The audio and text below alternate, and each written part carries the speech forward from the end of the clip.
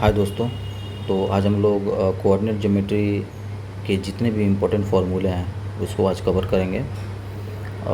और ये बहुत ही इम्पोर्टेंट फार्मूलेज हैं जो अक्सर आपके जितने भी गवर्नमेंट एग्ज़ाम में मैक्सिमम एग्ज़ाम्स में ये इससे क्वेश्चन पूछे जाते हैं। तो मैंने कोशिश किया है कि सारे फार्मूले कवर करने के लिए अगर आप इसको ईज़िली एक दो बार वीडियो देख लेते हैं या इसको नोट कर लेते हैं तो ये काफ़ी हेल्पफुल होगा आपके एग्ज़ाम के तौर पे।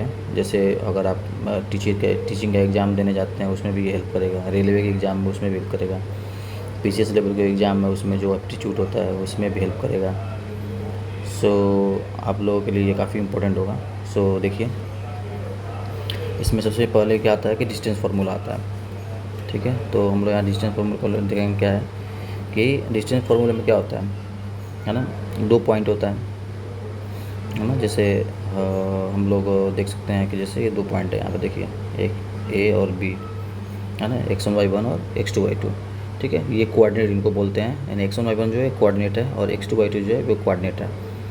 तो इन दोनों के बीच का जो डिस्टेंस हम निकालते हैं जब कोऑर्डिनेट पॉइंट दिए गए होते हैं और इन बीच का जो डिस्टेंस निकालते हैं यानी एब्सोल्यूट वैल्यू जो निकालते हैं, तो उसको निकालने का जो फार्मूला होता है क्या होता है, A B equal to under root x2 minus x1 का whole square plus y2 minus y1 का होल स्क्वायर। सेम वैसे ही मिड पॉइंट फार्मूला जो होता है इसमें, mid point of A B है ना, तो मिड पॉइंट यानी मीन जिसको बोलते हैं। तो यहाँ दिया हुआ है ग्राफ के थ्रू यहाँ समझाया गया है, ए पॉइंट बी और इसके एम का वैल्यू जो होगा क्या होगा, तो x1 plus x2 divide by 2 और y1 plus y2 divide by 2। ठीक, सेक्शन फार्मूला जो इसका होता है, सेक्शन फार्मूला बताओ कि अगर कोई लाइन एक लाइन है ना, और उसका पॉइंट ए है और बी है और कोई ऐसा वैल्यू हम लोग क्या करते हैं सेक्शनल फार्मूला को डिफाइन करने के लिए, क्योंकि ऐसा पॉइंट हम लोग डिफाइन करते हैं कि वो क्या करता है कि उस लाइन को रेशियो में डिवाइड कर देता है ना। तो यहाँ पे दिया हुआ है कि if P divides A B in the ratio M is to N, यानी कि पी इक्वल टू है ना, पी का वैल्यू जो है यानी कि रेशियो में जो हम निकालेंगे वो क्या होगा, M X two plus N X one divide by M plus one और M Y two plus N Y one divide by M plus one. ठीक है, सेम इसमें क्या होता है कि जब हम, ये तो इंटरनली हो गया, जब हम एक्सटर्नली निकालेंगे तो कुछ नहीं करना है, बस माइनस लग जाता है सेम है ना, नीचे भी माइनस ऊपर भी माइनस। ठीक है, तो ये इम्पोर्टेंट है, आप लोगों को ध्यान देना है। ठीक है, नेक्स्ट हम लोग आ जाता है जो इम्पोर्टेंट है फार्मूला, वो है सेंट्रॉइड। सेंट्रॉइड का फार्मूला आता है, यानी कि यहाँ आप देख सकते हैं ट्रायंगल है ना, तो ट्रायंगल के 3 पॉइंट होते हैं ए बी और सी, और तीनों के बीच का जो हम लोग जो जी वैल्यू है उसको हम सेंट्रॉइड बोलते हैं। ठीक है, तो अगर तीनों को पॉइंट को हम क्या करते हैं उसके मिड से है ना इक्वल पार्ट में डिवाइड करते हैं और जिस पॉइंट को कट करता है उसको हम लोग सेंट्रॉइड बोलते हैं। तो सेंट्रॉइड का वैल्यू निकालने के लिए हम क्या करते हैं कि ए बी और सी के जो भी अबसीसा वाले पार्ट होते हैं, यानी अबसीसा वाले कौन सा है, x1 x2 और x3, तो उसको हम जोड़ के और 3 से डिवाइड कर देंगे, यानी x1 plus x2 plus x3 divide by 3 और y1 plus y2 plus y3 divided by 3। तो हम लोग का सेंट्रॉइड का वैल्यू इजीली आसानी से निकल जाएगा। एरिया ऑफ ट्रायंगल कैसे निकालेंगे, अगर ये कोऑर्डिनेट के फॉर्म में दिया हो तो ईजिली है, यानी कि area of triangle half into x1 under bracket में y2 minus y3 plus x2 y3 minus y1 plus x3 y minus y2। ये फार्मूले हैं, आपको याद रखने होंगे कैसे भी, और इसका एक तरीका भी है निकालने का। जैसे ये x1 y1 x2 y2 x3 दिया हुआ है, तो हम लोग क्या करते हैं कि इसको एक ऐसे पैटर्न में लिखते हैं, x1 y1 x2 y2 x3 और y3, और एक को ढकते हैं, यानी इसको अगर हम लोग ढकेंगे इस वाले पार्ट को तो ये कट गया और ये कट गया, नीचे में जो बचा उसको क्रॉस मल्टीप्लाई कर देते हैं, जैसे y2 माइनस y3 और यहाँ पे बच गया और ये क्या बचा, यानी कि ये वाला लाइन कट गया और ये लाइन कट गया, तो दो बचा, हम लोग 1 1 ले लेते हैं 3 पार्ट का जो होता है। ठीक है, तो ये फार्मूला है, आपको इजीली याद कर लेना है, ये कोई बहुत बड़ा चीज़ नहीं है, याद करना आसानी हो जाएगा है ना। यहाँ पर दिया हुआ कि if area is equal to 0 the 3 point are called collinear, यानी कि अगर हम एरिया निकालते हैं और एरिया का उसका वैल्यू 0 हो जाता है तो इसका मतलब वो तीनों जो पॉइंट है वो क्या कोलिनियर है। कोलिनियर का मतलब क्या होता है कि तीनों जो पॉइंट है वो एक ही लाइन पे क्या करते हैं, लाई करते हैं। ठीक है, चलिए नेक्स्ट स्लोप ऑफ लाइन।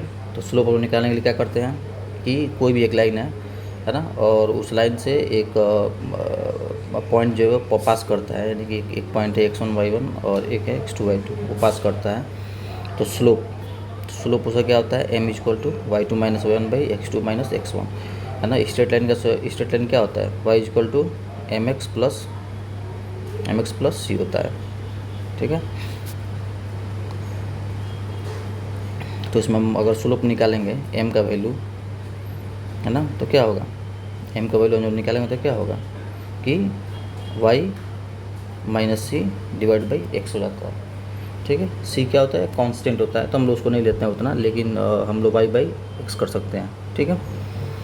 वैसे ही जब 2 पॉइंट रहता है तो हम लोग y2 माइनस y1 और x2 माइनस x1 हम लोग का जो क्या होता है, स्लोप होता है, ठीक है। Same equation of straight line, है ना। इक्वेशन ऑफ स्ट्रेट लाइन क्या होता है, तो ये काफ़ी इंपॉर्टेंट जो अभी मैंने आपको बताया कि अगर स्लोप इंटरसेप्ट फॉर्म में होता है ना, एक पॉइंट दिया रहता है और एक कोऑर्डिनेट पॉइंट दिया रहता है स्ट्रेट लाइन का, और उसमें उसका स्लोप निकालने के बोलता है, तो हम लोग क्या बोलते हैं उसको, y equal to mx plus सी, ये स्ट्रेट लाइन का फार्मूला है, ठीक है। पॉइंट स्लोप फॉर्म का क्या होगा, y minus y1 equal to m into X minus x1। 2 point form होगा तो क्या होगा, यानी y minus y1 divide by y2 minus y1 equal to x minus x1 divide by x2 minus x1। जो लोग पढ़े हुए कोऑर्डिनेट फार्मूला वो इजीली इसको समझ पा रहे होंगे, ठीक है। ये क्यू की रिवीजन के लिए मैंने फार्मूला डाला है, बाकी अगर आप इसको थॉरोली पढ़ना चाहते हैं तो आपको इसके चैप्टर को पढ़ना होगा, अच्छे से आपको समझ में आएगा वहाँ पे, ठीक है। बाकी जो ऑलरेडी पढ़े हुए होंगे उनके लिए ये रामबाण है, आप अच्छे से इसको मेमोराइज कर लीजिए, इजीली होगा, ठीक है। अब यहाँ पे इंटरसेप्ट फॉर्म निकालना हो तो क्या होता है, X by A plus Y by B equal to 1, जहाँ पे ए और बी नॉट इक्वल टू 0, यानी ए और बी का वैल्यू कभी भी 0 नहीं होगा, ठीक है। चलिए, तो जनरल फॉर्म क्या होता है, एक्चुअल में जनरल फॉर्म होता है क्या है, जो इक्वेशन होता है, तो A X plus B Y plus C equal to 0, ठीक है। चलिए, तो नेक्स्ट क्या होगा हम लोगों का, अब हुआ क्या है कि पैरेलल एंड परपेंडिकुलर लाइंस। अगर पैरेलल लाइंस होगी, पैरेलल लाइंस में क्या होता है कि स्लोप क्या होता है, पैरेलल लाइंस में m1 इक्वल टू m2, है ना। अगर दो स्लोप है, अगर वो m1 है, दो इक्वेशन है, दो लाइन है, और दोनों लाइनों के जो इक्वेशन है उसका अगर हम स्लोप निकालते हैं और उसका स्लोप का वैल्यू m1 का वैल्यू और m2 का वैल्यू इक्वल आता है, इसका मतलब वो दोनों लाइनें क्या है, पैरेलल है। ये इजीली हम लोग क्या करते हैं, फाइंड आउट करते हैं। कभी कोई क्वेश्चन आता है कि दो इक्वेशन दे दिया और दोनों इक्वेशन को दे के पूछता है कि इसको फाइंड कीजिए कि ये पैरेलल लाइन है या इंटरसेप्ट लाइन है या परपेंडिकुलर लाइन है, ठीक है। तो हम लोग इजीली इससे फाइंड कर सकते हैं। परपेंडिकुलर लाइन में क्या होता है, m1 into m2 equal to -1, ठीक है। Distance of A point from A line, है ना। कोई भी लाइन, कोई भी एक पॉइंट है ना, एक लाइन पे उसका डिस्टेंस क्या होता है, हम लोग कैसे निकालते हैं, for line A X plus B A plus C equal to 0, यानी कोई लाइन दिया हुआ है और उसका एक पॉइंट दिया है p equal to x1 x2, तो हम लोग उसका डिस्टेंस जो निकालना होगा कैसे निकालेंगे, तो अंडर रूट यानी कि मोड में A x1 plus B by 1 plus C divided by under root A square by A square plus B square, ठीक है। नेक्स्ट हम लोग चलते हैं, नेक्स्ट हम लोग का distance between the two parallel line, ठीक है। तो दो पैरेलल लाइन्स हैं, उनके बीच का जो डिस्टेंस है वो हम लोग कैसे निकालेंगे, तो एक line a1 ax plus B Y plus c1 equal to 0 दिया है, एक लाइन दिया है ax plus B Y plus c2 equal to 0, जहाँ पे c1 is not equal to c2, ठीक है। तो इस केस में क्या होगा कि हम लोग डिस्टेंस d इक्वल टू क्या होगा, मोड में c1 minus c2 under root A square plus B square. Angle between two line अगर पूछ जाएगा, दो लाइन है उन दोनों के बीच का एंगल्स पूछ दिया, जैसे मान लीजिए एक लाइन ऐसे, एक लाइन ऐसे, एक लाइन ऐसे, अब इन दोनों के बीच का एंगल पूछेगा तो कैसे निकालेंगे, तो उसके लिए क्या होता है कि if slope are m1 and m2, उस दोनों लाइन का अगर स्लोप दिया हुआ है तो tan थीटा इक्वल टू क्या हो जाएगा, मोड में m2 minus m1 divided by 1 plus m2 into m2, m1 into m2। यहाँ मोड डिफाइन करने का एक ही रीज़न होता है कि मोड लगाने का मतलब है कि उसकी जो भी वैल्यू आएगी हमेशा पॉजिटिव आएगी, नेगेटिव में कभी नहीं हो सकती है, ठीक है। अगर वो नेगेटिव भी आती है तब भी हम उसको पॉजिटिव लिखेंगे, तो मोड लगाने का यही एक कारण होता है, ठीक है। अब सर्कल का जो होता है कोऑर्डिनेट ज्योमेट्री में, है ना, सर्कल का जो जनरल फॉर्म होता है वो जनरल फॉर्म क्या है, स्टैंडर्ड फॉर्म इक्वेशन जो होता है x माइनस एच का whole square plus y minus K का whole square equal to r square, जो सेंटर जो है क्या होता है एच और के, ये कोऑर्डिनेट फॉर्म में है और रेडियस आर होता है। ठीक है, एक जनरल फॉर्म को फॉर्म जो क्या होता है, ये स्टैंडर्ड फॉर्म हो गया। जनरल फॉर्म क्या होता है, X square plus Y square plus 2gx पर 2fy plus c equal to 0, G centre minus G minus F और radius under root G square plus F square minus C. ठीक है, चलिए नेक्स्ट हम लोग क्या हो गया, circle with centre at origin.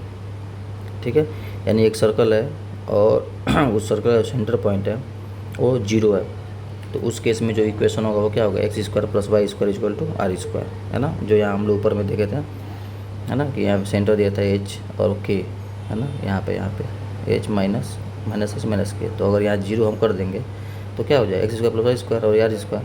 ठीक है, बात समझ में, सेम भी वही दिया है ना, tangent of a circle, tangent to a circle, तो ये टेंजेंट का फॉर्मूला ये मतलब अक्सर पूछता है कि एक सर्कल है उसको एक लाइन टच करके निकल रही है ना, तो उस फॉर्म में उसका जो इक्वेशन है वो क्या बनेगा। ठीक है, तो मान लीजिए एक सर्कल है और एक टेंजेंट पास की हुई है, तो जहाँ से वो टच कर रही है तो टच कर रही है तो वहाँ मेंशन किया है x1 y1। ठीक है, ठीक है, तो उसका फार्मूला क्या होगा, तो x into x1 plus y into y1 plus y into y1 equal to R square. याद रखना है parabola y square equal to 4ax, है ना, जिसमें फोकस है ना, पैराबोला आप जानते हैं पैराबोला कैसे होता है, मैं आपको बता देता हूँ कि एक लाइन है और ये ऐसे जाता है और ये ऐसे यहाँ से ऐसे निकलता है ना, तो उसका अगर इक्वेशन हम निकालेंगे और यहाँ तो संभव नहीं है, टाइम ज़्यादा लग जाएगा, तो अब मोटा मोटी आपको समझाने के मैंने बता दिया है ना, तो उसमें हम लोग निकालेंगे कि इक्वेशन निकलता है तो Y square equal to 4x होगा। ठीक है, और यहाँ पे दिया हुआ फोकस ए और 0, यानी ए और 0, direction X equal to minus है, और यहाँ पे अगर वाई एक्सिस में हम लोग लेंगे तो क्या होगा, X square equal to 4a/, 0a, directrix जो होता है वो क्या होता है, वाई इक्वल टू माइनस है। सेम यहाँ पे वैसे ही होगा जो 0 हो जाएगा। ठीक है, यहाँ पे दिया हुआ है कि बेसिक कोऑर्डिनेट फैक्ट्स जो हैं वो क्या क्या हो सकते हैं, तो ओरिजिन 0 है ना, ऑन एक्स एक्सिस पे X equal to 0, Y equal to 0, on Y axis equal to 0 Y और एक्स इक्वल टू 0, है ना, जो इसमें पूछा है ना। बेसिक कोऑर्डिनेट फैक्ट जो है, क्वाड्रेंट, पहले क्वाड्रेंट में क्या होता है, ऑल वैल्यू पॉजिटिव होते हैं, दूसरा में क्या होता है माइनस प्लस होता है, तीसरा में क्या होता है माइनस माइनस होता है, चौथा में क्या होता है प्लस माइनस होता है, तो ये क्वाड्रेंट है ना, तो ये ध्यान देना है, ये एग्ज़ाम पॉइंट ऑफ व्यू से काफ़ी इंपॉर्टेंट है। सो हम लोगों ने जो भी इम्पोर्टेंट फार्मूले थे यहाँ पे हम लोगों ने कवर किए। होप सो आप लोगों को अच्छा लगा होगा। सो अगर आपको अच्छा लगता है तो आप सपोर्ट कीजिए मेरा भी, और प्लीज़ आप वीडियो को लाइक कीजिए और सब्सक्राइब कीजिए चैनल को, और सजेशन दीजिए, अगर आपको कुछ और नया चाहिए तो आप कमेंट करके बता सकते हैं। थैंक यू सो मच, फिर मिलते हैं एक नए वीडियो के साथ। Thank you.